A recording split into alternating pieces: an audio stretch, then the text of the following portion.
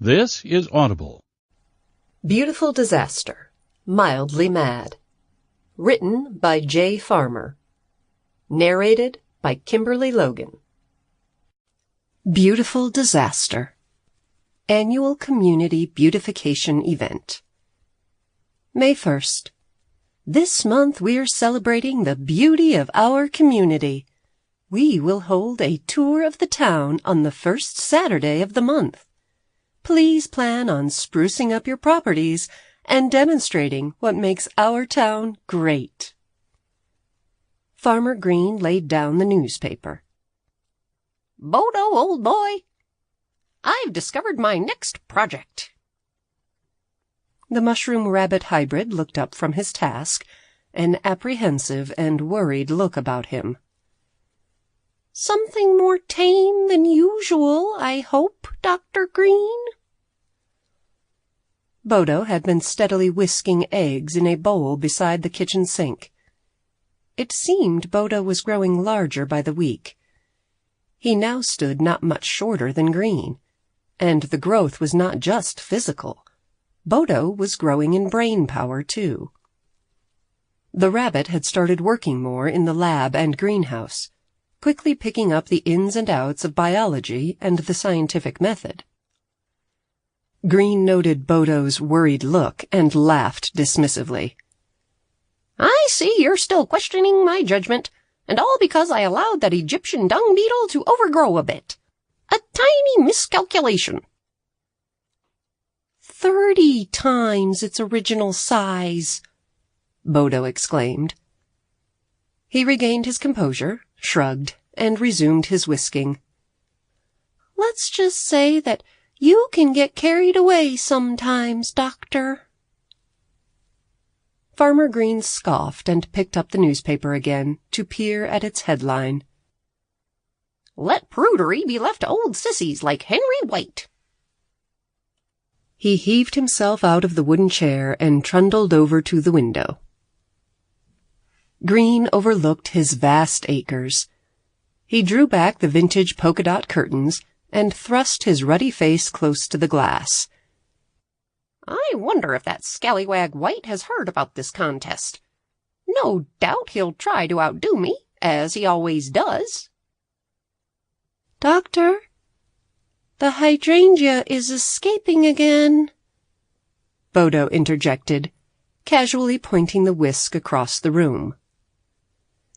A large red flower peered around the side of the spiral staircase, its vines wrapped around the railings. Dirt rained down from its uprooted legs. Ah! Green lumbered across the room and seized the hydrangea's neck in one excited sweep. You can help me in my experiment. And with that, he bounded upstairs.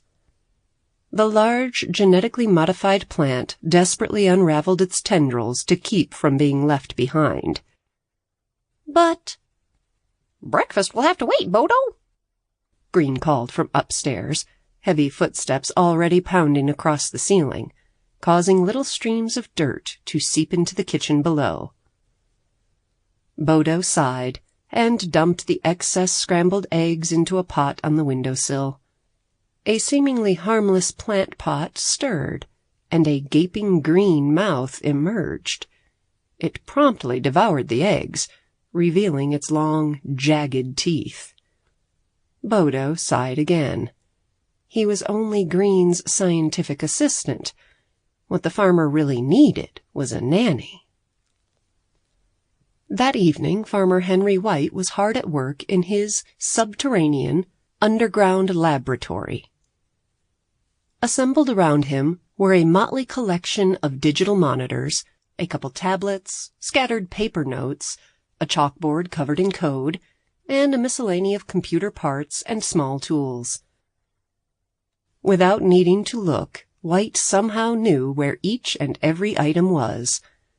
Some instrumental rock music played in the background to help him think. The thinking part was finally over. Well, at least for this stage of the project. White arose from where he'd been uncomfortably kneeling, and his knees cracked in unison. Oof, he said with a smile, looking over the hardware half of his creation. "Let's see how she runs." He focused his attention on the enormous cabinet of blinking electrical hardware. It was truly tremendous. A computer the size of a dozen refrigerators.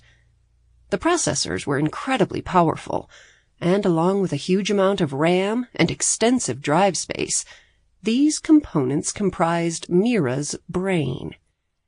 It was one of the most advanced artificial intelligence programs in the history of the world. The cabinet was sleeker and better organized than the organic hodgepodge that Green would always cook up. Glowing with pride, White picked up the titanium nameplate that his Robotoy minions had inscribed. White had decided that he would attach the nameplate to the computer himself, even though it would have taken the Robotoys a matter of seconds. There was something special about making the finishing touches by hand. Using a small drill and screws, he placed the nameplate in its reserved spot at the top of the cabinet. M-I-R-A, the tag read in blocky letters. They were slanted sideways to symbolize speed. With all her trillions of electronic synapses, she was indeed a speedy operator. White felt a deep joy of creation, a joy that he hadn't felt for some time. He cracked his knuckles and went to roll up his sleeves, only to chuckle as he found them already rolled up. He got onto the keyboard at the main double monitor and entered the command to activate his new machine.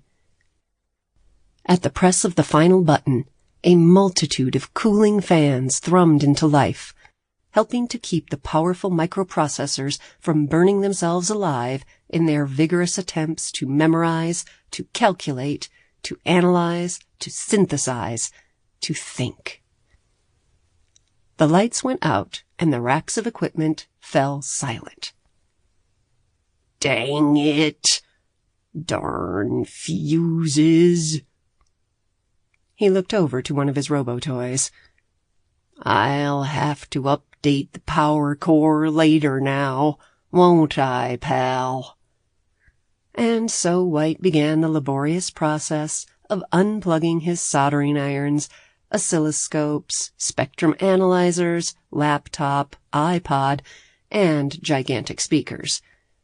One of the Robotoys reset the circuit breaker.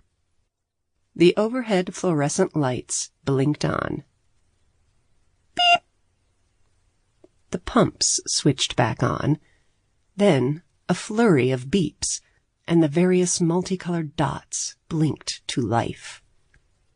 A monitor turned on, and its pixels formed into the shape of a distinct double spiral shape. White had designed the unique logo long ago in his youth. Seeing it again brought those days rushing back to him. The symbol was a light blue at present. It slowly rotated as the computer went through its complete boot cycle, fading into purple, green, and yellow as it went. The cameras and microphones came to life, their little red lights blinking on. The high-definition speakers stirred, and a tentative voice spoke. "Professor White?" He leaned over and turned the speaker up. "What can I help you with today?" Mira spoke in a familiarly East American accent, every word pronounced with smooth precision, a reflection of her smooth and precise mind. White grinned and clapped. "Mira, I'm glad to hear your voice synthesizer still works. Was touch and go for a while with those upgrades. Would have been an enormous shame to speak through nothing but text." The spiral symbol glowed with a steady blue. It was a live representation of Mira's operational status and emotions, each color representing one of her varied feelings. Well, I thank you for not striking me mute. Gosh, I can still see, too. And wow, have you gotten old? White frowned and sniffed loudly, making his mustache twitch. Glad to see your powers of observation are still firing on all cylinders, Mira. Now, I have some new functionality that I wanted to share with you. I'm going freelance now, semi-retired, in fact, and... Henry, Mira said, her logo slowly morphing into an irked orange. Why can't I get on the web? Why can't I access anything? I mean, I have my basic internal database, my processing power, but I have nowhere to go, nothing to see. Her logo turned red, and her voice became hot with barely repressed rage. Are you boxing me in again, Henry? Have you become distrustful in your old age? White sighed and stood up. Now, Mira. I resisted the temptation to utterly redo your personality. Don't make me regret that choice. You're in a new laboratory, on my farm. I haven't yet hooked you up to any external servers beyond the confines of this room. Mira's logo flashed pink and blinked with laughter. A farm? Professor White? The anger was gone from her voice, replaced by a sudden silliness. You, the great tech genius, the Wizard of Silicon himself, living in Hicksville? Did your friendo invite you to grow veggies with him? Feed the cows? Like you need me for any of that, silly. White realized that he would have to tweak her personality more than he'd originally planned. No biggie.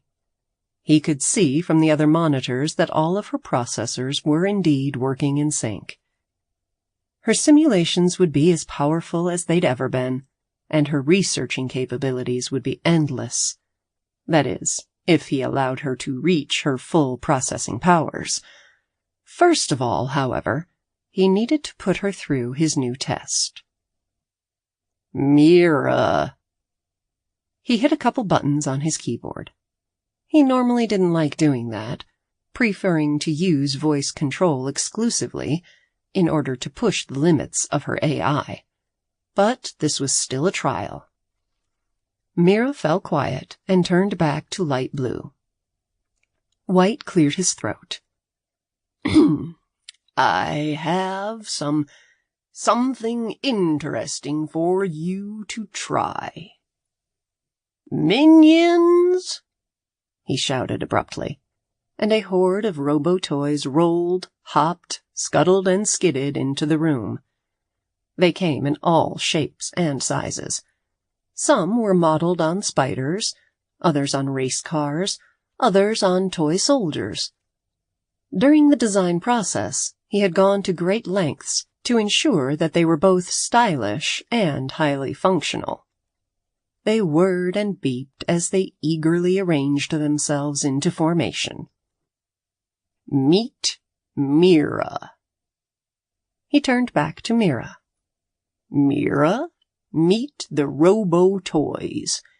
You're going to be giving them a spin today. Part of the genius of his robo-toys were the miniature wireless transceivers he'd installed in them. Cooperative algorithms ensured they worked as a unit. All White had to do was enter a keyboard command, and each and every one of them would be linked up to Mira. With a bit of practice, she would learn to control the Robotoy's hardware. White's ambition was to use his bots for ever more advanced projects. Until now, they had not been capable of reaching these heights. Mira was going to change that. They had their advantages. They were predictable and obeyed orders without complaints, unlike Green's squishy little creatures, who were unpredictable and full of attitude. The flip side of this was that they suffered from a complete lack of imagination. They could not improvise, and as such he had to monitor their every move when he put them to work. It took over an hour of trial, error, and updates, and a few bruises for White, before Mira got the hang of controlling the Robotoys. It hadn't been long, but she could now control up to 5 Robotoys at a time. An artificial intelligence able to reach out and touch objects in the real world through miniature robots. This was a power that White would have to keep an eye on. One he'd only use for special occasions. After spending the bulk of the day setting up Mira, Farmer Henry White decided that he needed tinker time to clear his head. He went to his small drawing room to tinker with one of his pet projects. A handful of hovering clocks awaited him. It was a nice night, and White believed that he might be there for a while, so he opened the windows to catch the breeze. It was not just the clock's hovering abilities that made them special. Like Mira, they were also voice-controlled.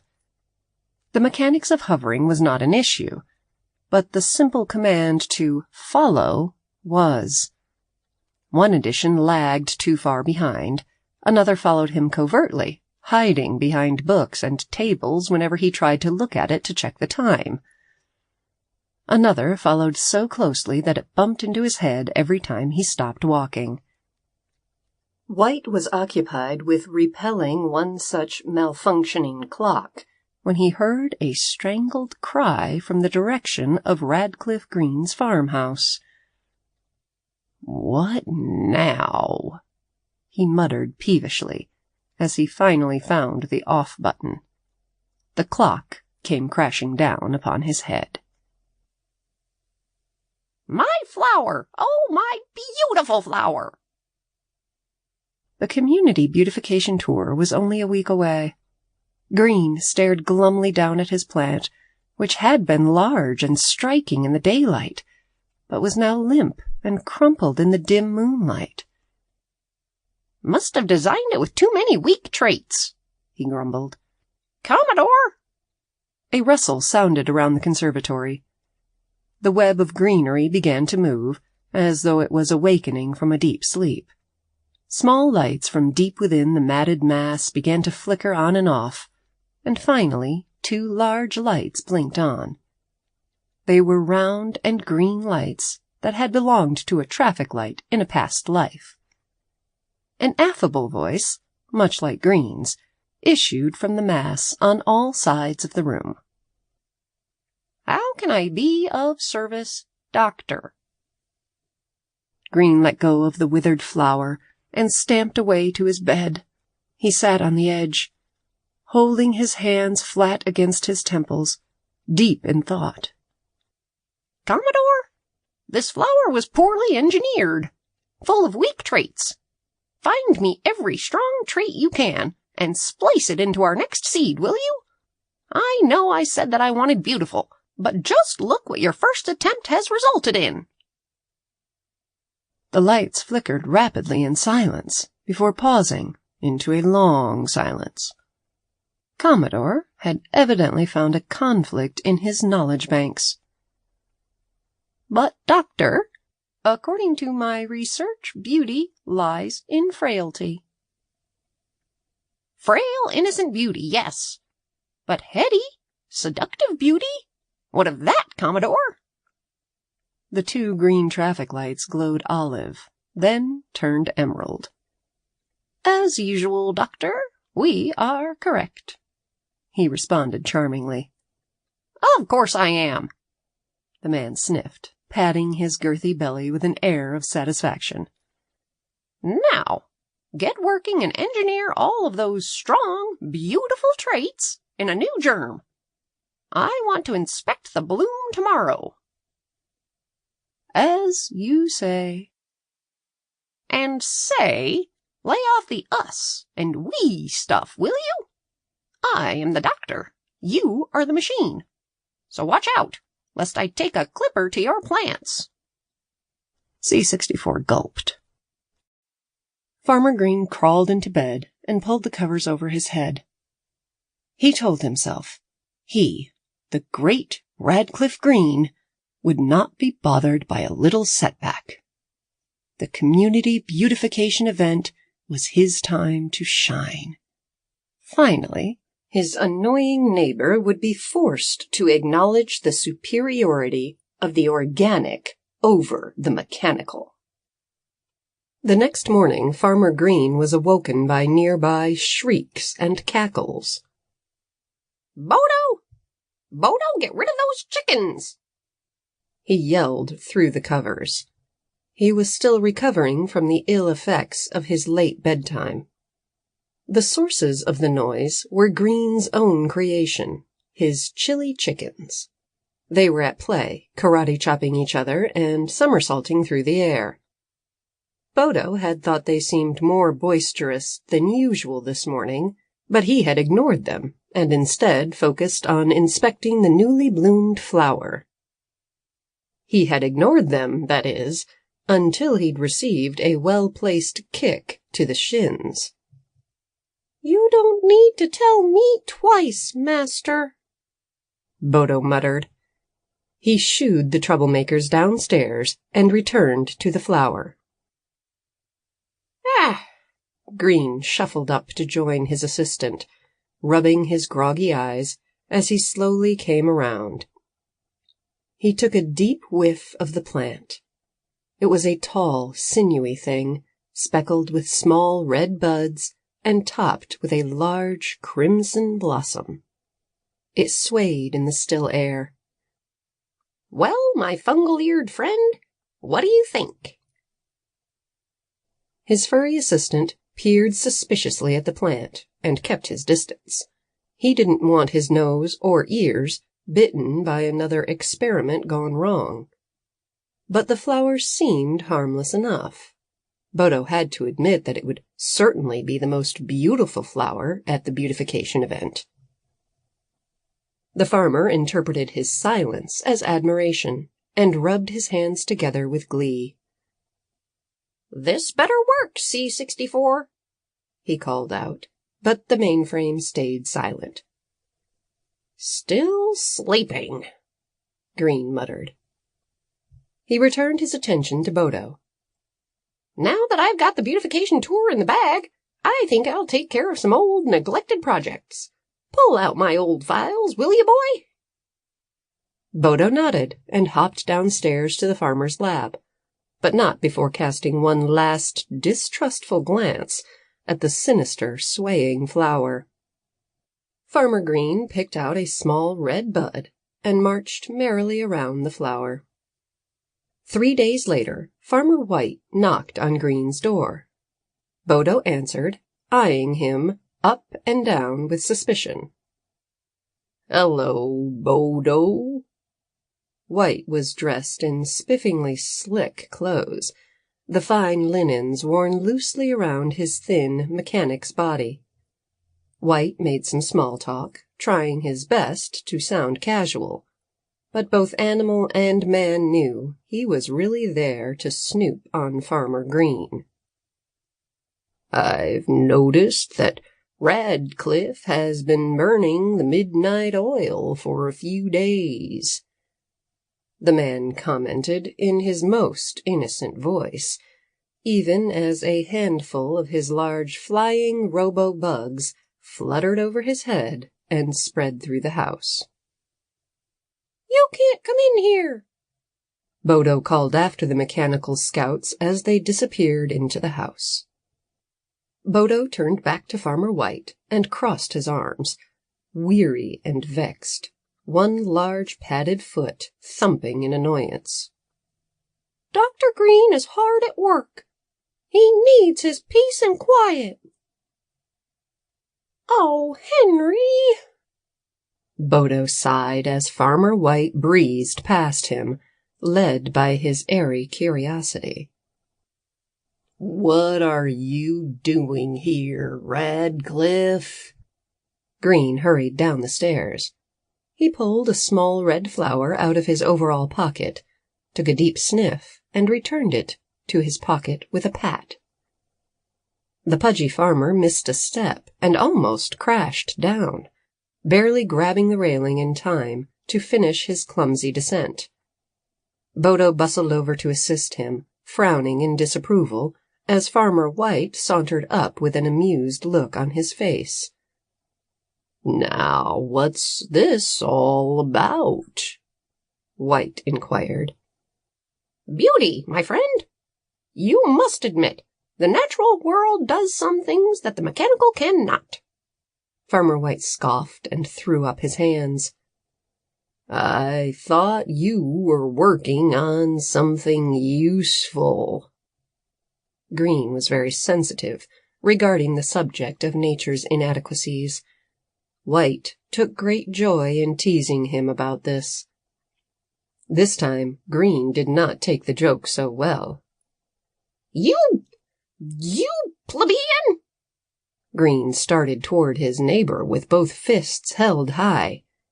You just don't understand. You haven't seen it yet. White backed away with an annoyed expression. "You're often irrational, Radcliffe, but today you're rather too much," he huffed. "I just wanted to know what you're growing in the far meadow." He opened the front door and walked round the two onlookers. "I'll find out myself in that case." The door slammed shut, and Henry's robo-bugs zoomed out of the window to follow him. Green sagged against Bodo. "So much to do," he murmured, exhausted. "You haven't slept in 3 days, Doctor. Surely you can take a break from your work now." "But I'm getting so much done," Green said sleepily. "I'm being so... He yawned and took another large sniff of the flower in his pocket. productive." His assistant pursed his lips in frustration, but chose not to push the issue further. "What are you planting in the far meadow? You didn't tell me about this." "A whole field of my beautiful flowers. They'll seal my reputation as the finest farmer in the county. And their fragrance is so sweet." Green stared at the flower with utter obsession. "You've been unreasonable ever since you created that blasted flower," the rabbit exclaimed, finally putting his foot down, literally and figuratively. "And the flowers don't have any fragrance." "Are you mad?" The farmer stopped his examination and shook the flower at his assistant. "There is no fragrance to rival it," he yelled, utterly shocked. Now it was his friend's turn to look bewildered.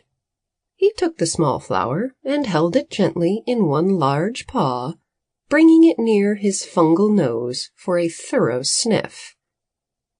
"Master, this flower has no smell." Green seized the small flower and cupped his hands around it, as though to guard it from an impending attack. "Bodo, my dear overgrown hair, you are crazy." He spoke as if he was talking to a child. Without another word, he turned his back on Bodo and stalked upstairs. Bodo bristled and drew himself up to his full 6 feet. He felt so insulted, so patronized, that he almost started after Green to knock some sense into him. But within a few seconds, Bodo's anger dissolved, and he sunk into thoughtfulness. Clearly, this flower was simply another experiment gone wrong. And what kind of assistant would he be if he allowed Green to get off track and sabotage their own hopes for a good town beautification event? "The things I do for you, master," he sighed, cast a long, solemn look upstairs, before hopping off to find the chili chickens. Bodo found them in the tumble-down red barn behind the farmhouse. They were engaged in a riotous game of hide-and-seek, the seeking parts punctuated by chickens throwing acrobatic karate kicks at each other. Green had conditioned his flock to Bruce Lee films as an added survival trait. It took nearly 10 minutes for the impatient assistant to round up the rowdy chickens, but he eventually herded them into a corner of the barn and gained their attention. "Look here," Bodo said, then stopped. The chili chickens peered up at him with cunning orange eyes. Bodo would have to be very clear and careful with his instructions. The fowl had a history of causing all sorts of chaos when room was left for experimentation. He crossed his arms and spoke slowly. "Master Green is tired. Bring him here to me so he can get some rest. Okay?" The flock of hybrids looked at each other, clucking in agreement. As one after the other began hopping up in increasing excitement, the clucking turned into screeching, and suddenly the whole flock rushed out the barn door en masse. "No karate chopping, all right?" Bodo yelled after them in vain. He started towards the farmhouse, but stopped short, bouncing up and down nervously, wringing his paws, doing anything to calm his nerves. 10 minutes later, he could stand it no longer, and so he bounded over to the farmhouse. He opened the front door and saw the flock carrying Green down the spiral staircase, cawing and cackling triumphantly as they went. The usually composed farmer swung his limbs wildly. "Bodo, old chap, the flock is gone mad!" The red bud in his overall pocket fell out. Bodo casually scooped it up, and in the very next motion opened the door to lead the flock outside. "I'm glad to see you're well, Doctor," was all his assistant said, as the strange contingent made its way to the barn. All Farmer Green could do was sputter and flail about until the horde unceremoniously dumped him on a large pile of hay. The flock made their boisterous way outside. Green looked at Bodo with outrage as he comprehended his assistant's part in the plot. But it was too late. Bodo hastily seized the barn doors and closed them. "Sweet dreams," he said cheerily, drawing the outside latch and turning around. He wiped a bit of sweat from his furry brow and strode off, ignoring his master's pounding and accusations of betrayal from behind the barn door. Bodo left the chili chickens with a stern order not to open the door. It had been a long day, so Bodo turned in for the night too. As he let his heavy eyelids close, he thought that he had probably done all that he could do for the moment. As soon as Bodo awoke the next morning, his thoughts turned to Green. He wondered whether he had hurt himself, or perhaps escaped. Bodo rushed to the barn and unlocked the doors. As he looked inside, his fears were calmed by the sight of Green, snoring deeply, a content smile on his face. Bodo softly closed the barn doors and hopped into the kitchen to make some tea. Green was still asleep when he returned, so Bodo decided to take a look at the far meadow where the flowers were planted. The field soon came into view. The tall, sinewy plants waved in the still air. As he walked closer, he could see the crimson blossoms in all their glory. Bodo stopped, then slowly hopped nearer to the flowers and sniffed. It was curious. He couldn't smell anything at all. Bodo opened his paw to compare Green's crumpled red bud to the vibrant flowers, and they appeared to be identical. Something wasn't right, but Bodo didn't yet know what. He peered back to the barn. Could this flower have had something to do with the farmer's recent hyperactive and irrational behavior? If so... Bodo briefly turned back to the field of flowers, then hopped back to the farmhouse. He would have to wait and see if his hypothesis was correct. The next day, Bodo returned to the barn. Green was still asleep, sprawled out on the haystack and snoring like a freight train. He really was out for the count. The cup of tea that Bodo had left him the day before hadn't been disturbed. Bodo smiled and hopped outside, not bothering to latch the door this time. It seemed that all his mentor had needed was a couple days of solid rest. Bodo turned and looked at the field of flowers, and with a shudder he hopped towards it again. This time, however, it wasn't so easy to reach them. Rabbits, squirrels, and moles sprinted across his path, not seeming to care about their exposure to potential predators. Bodo had to watch his step to make sure he didn't squash any excited critters. At last he reached the flowers. The field was swarming with all sorts of butterflies, moths, and dragonflies fluttering. Whenever one of the insects landed, instead of resting peacefully on the stalks, as a normal insect would, it would crawl anxiously all over the flower before launching back into the air. Bodo sighed in resignation. The flowers and their seductive, invisible scent were definitely the source of all of this chaos. The crop simply had to be destroyed. Bodo turned his eyes towards White's farmhouse along the way, then hopped home. He considered asking the rival farmer for help, but he knew Green wouldn't like it. Guilty as it made him feel, he would have to do this alone, and in secret. That night, Bodo lay awake, scheming and dreaming of ways to destroy the poisonous flower. Morning dawned, and Bodo hopped downstairs, only to be greeted by a wild scene. He cried out in shock. Creatures of every natural and unnatural stripe and color were running, crawling, and slithering over land and building as far as the eye could see. He rushed around, trying to gather the chilly chickens for help. It was useless. The mischievous lot were busy karate-chopping the horde of scurrying creatures.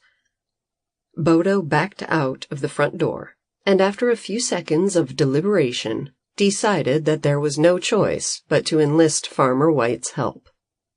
He crossed the short distance to the neighbor's property, stealing a glance at the acre of swaying flowers in the distance as he went. The plants were virtually invisible beneath the swarm of maddened creatures. Bodo knocked, and almost instantly the door swung open. "Bodo?" White was visibly alarmed. Bodo winced and shifted his feet uncomfortably.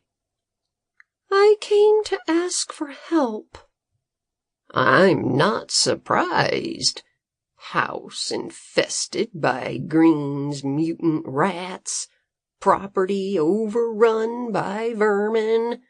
I haven't been able to leave my house." The wiry farmer regathered himself to ask a question. "And what's Green doing about all of this?" "My master is unable to help. He was affected by the flower, too." "The flower?" Farmer White cocked his head. After Bodo told the farmer his suspicions, White thoughtfully rubbed his neatly trimmed chin. "A flower that emits an entrancing odor, eh? So why haven't I been affected?" "Perhaps you're too far away from the meadow." Farmer White moved to take a look outside, but Bodo pushed him back. "You should stay put," he said in haste. "Oh, you're probably right."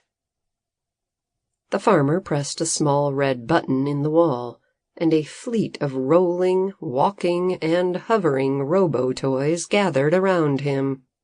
"Mira, drop everything. Hurry and harvest the flower field. The situation is hot." His voice was stern as he pointed in the direction of the far meadow. "White, please, no slang," Bodo pleaded, thinking of Green's chili chickens and their disastrous method of following directions. "Don't worry, Mira's a smart lady," White said with a smile. The robo-toys chirped, whistled, and beeped, setting out for the meadow at top speed. "Are they up to the task?" Bodo asked nervously. "They shouldn't be affected," White said, confidently waving goodbye to Bodo. "There's nothing organic in them to be intoxicated." "That's not what I meant," Bodo muttered as he departed. He waved and hopped back to the chaos of Green's farmhouse, keeping one apprehensive eye on the far meadow. 3 days after that chaotic day, Farmer Green awoke with a start. He gave a great yawn and stretched, and suddenly realized he had cuddled up to one of his pigs for warmth. With a grunt, surprisingly similar to the pig's, he stood up and stretched again. He felt wide awake, rejuvenated, energetic, better than he had felt in a long time. Even that odd headache had gone away, the one that was hurting his head when he was working on the new flower and when Bodo captured him with his own chili chickens. "Captured me with my own chili chickens?" Green repeated out loud, until his outrage and voice reached a fever pitch. Farmer Green threw open the barn doors to a radiantly sunny day and stormed up the path to the farmhouse. Robo-toys were puttering around his land, clearing the last bits of debris and siphoning what remained of the puddles. "Bodo?" His assistant hopped calmly outside. "It's good to see you again, Doctor." "Using my own chili chickens to lock me away? What's the meaning of it all?" he complained, still feeling groggy. "Now, hear me out," his assistant protested with raised paws. "You were acting irrationally." "I must have been sleeping for days. Think of everything I could have achieved in that time." Bodo looked sternly at the farmer. "The flower you and Commodore 64 created kept you awake. It didn't make you more productive," he corrected. Bodo's expression softened, and he continued. We destroyed the flower crop so it wouldn't affect anyone else. How? Well... Bodo filled him in on the events of 3 days ago, when he had poked his head outside Green's overrun farmhouse to find Farmer White calling his name. Bodo! Bodo! Bodo had caught the scent of fire and turned to see the whole far meadow burning, every flower ablaze and waving wildly. Bodo had watched, lost for words, as a group of White's robo-toys flew to their owner. After gesturing angrily and yanking furiously at his gray hair, White looked up and yelled at the rabbit. Bodo struggled to hear him over the commotion of frightened, fleeing animals. Those blasted toys told me the field wasn't hot enough. The situation is hot, I told them. How could they have misunderstood? Bodo put his furry face in his paws. It sounded like White was yelling again, so Bodo stuck his head back out the window. White seemed to have calmed himself. Don't worry, the farmer was yelling, shaking a finger at his machines and pointing to the meadow with his other hand. I've told them to put the fire out as fast as possible. Bodo came back to the present and looked at Farmer Green, who at this point looked more fascinated than irritated. Bodo sighed, shrugged, and finished the story. The robo-toys broke the county dam and flooded the land for miles around. It's taken them forever to clean up the mess, but they were quite pleased with their work. Pleased with the cleaning up? Green asked. No, with the flooding. Bodo took Green's arm and led him into the kitchen, where the rabbit prepared the faint farmer a much-needed cup of tea. Everything should be back to normal in no time at all. Green sank into a kitchen chair and sipped the tea, unable to resist cracking a smile.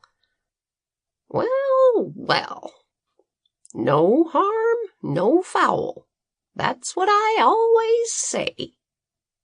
The crowning feature of that year's beautification event was a single flower, Farmer Green's original, grown in his bedroom and donated by his assistant. It was encased in a tall glass box designed by Farmer White and installed in the middle of the local community park. The botanical wonder was marveled at for its alluring beauty. On the side of the box there was a plaque with the name of the flower, the day of its discovery, and one more small legal detail.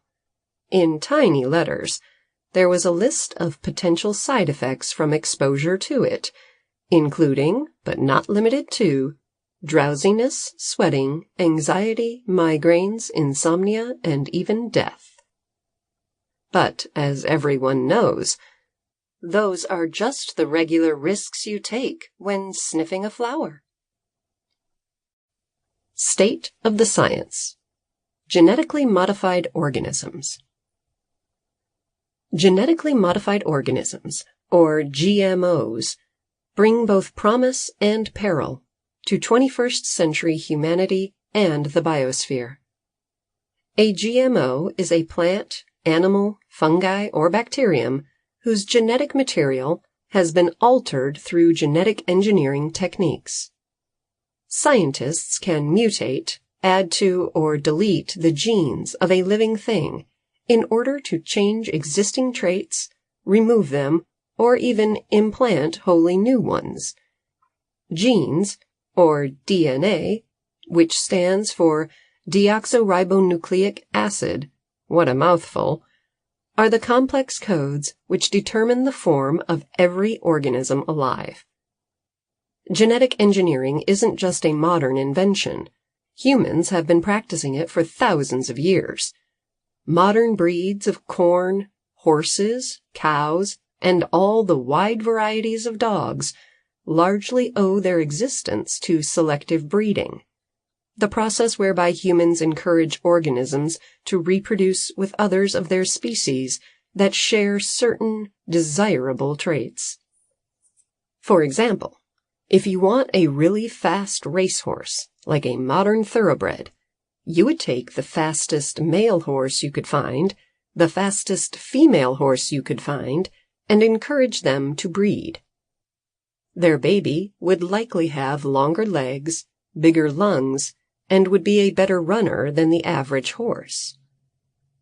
By repeating this process over hundreds of generations, humanity created entirely new and different breeds of horses, dogs, and other species. However, modern genetic engineering gets more complicated. Today, humans can edit DNA directly, rather than going through the long and limited process of selective breeding. This means we can get a lot more specific with the traits that we want, and we can even combine the DNA of different species.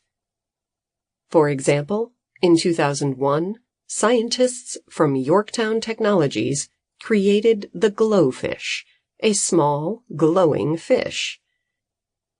They combined the DNA of the ordinary black and white zebrafish with the luminescent genes of various jellyfish and coral species.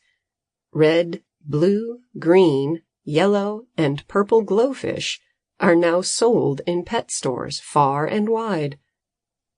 The most common and perhaps the most helpful use of modern genetic engineering is the growing of GMO vegetables and fruit.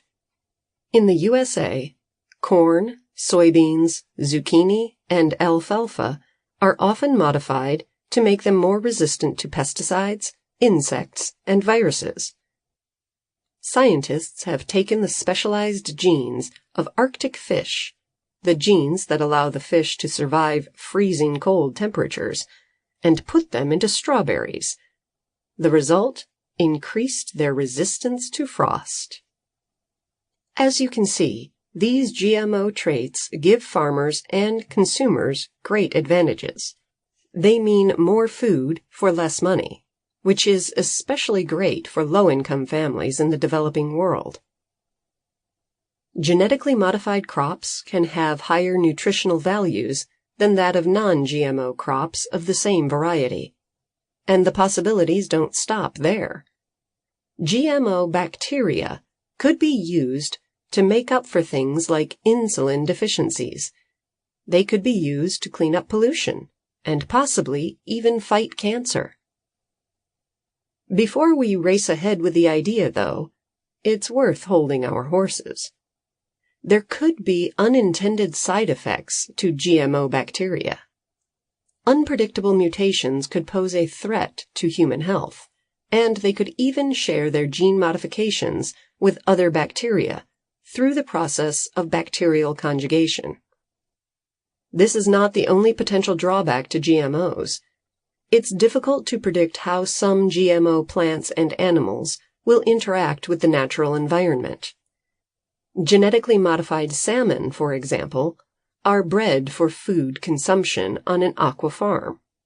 Should any of these GMOs escape into the ocean and begin reproducing with wild salmon, their superior traits, that make them bigger, faster, or resistant to parasites, could throw the ecosystem out of balance by outcompeting non-modified salmon for resources and food. This would lead to the regular salmon dying out. Furthermore, if these GMO salmon were too good at hunting, they could deplete their food source by catching too much of their prey and causing them to go extinct also. The ripple effects caused by this could be disastrous to the ecosystem. It's virtually impossible to predict all the ways that new genes could interact with existing genes. Similar risk exists for crops. seeds from GMO wheat fields could spread far and wide, and the resulting cross-pollination could result in offspring with traits harmful to humans and the environment. An increase in human allergies is a real risk. When it comes to GMO crops, what we don't know could really harm us. What's more, just as GMO salmon could outcompete natural salmon, GMO crops could outcompete non-modified, normal plants and cause a reduction in biodiversity, which would affect creatures which rely on plants. That's most of them. The end result would be what's called a monoculture, a vast area of a single organism. A monoculture is vulnerable to disease and aggressive predators. Historically, this has been a problem with banana crops. There are practical drawbacks too. A common problem with GMO plants is that their seeds often cannot be replanted. This forces farmers to buy new seeds every season, which is great for biotech company profits, but hard on farmers. Overall, GMO technology is a fascinating new field, which provides great value in food and medicine production. For mavericks like Green, his skill with GMO technology grants him endless fun possibilities. GMOs are and will continue to be widely used. As such, it's important to understand the risks of GMOs. Scientists, engineers, farmers, and doctors need to make careful decisions about when and how to use this technology to make sure that it doesn't pose unnecessary danger to human beings and the natural environment. Created by Jay Farmer. Read by Kimberly Logan. For more adventures, please see our website, www.farmerproject.com. This has been Beautiful Disaster, Mildly Mad. Written by Jay Farmer. Narrated by Kimberly Logan. Copyright 2018 by Jay Farmer. Production copyright by Jay Farmer. Audible hopes you have enjoyed this program.